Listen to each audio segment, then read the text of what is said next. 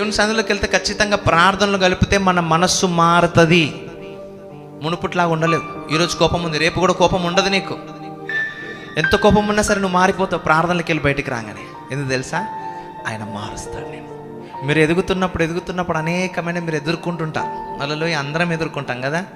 కొన్ని దగ్గరికి వచ్చినప్పుడు కొంతమంది కోపం రావచ్చు, కొన్ని దగ్గరికి వచ్చినప్పుడు కొంతమంది బాధ కావచ్చు, అసూయ రావచ్చు కొంతమందికి. కానీ మనం ఒకటి అలవాటు చేసుకోవాలని తెలుసా? దేవుని సన్నిధిలో వెళ్ళడం. హల్లెలూయా. అక్కడ అన్ని పక్కన పెట్టడం అలవాటు చేసుకోవాలి. ఈరోజు నీకు కోపం వచ్చింది, దేవుని సన్నిధిలోకి వెళ్ళిపోవాలి. దాని నుంచి విడుదల వచ్చి బయటికి రావాలి.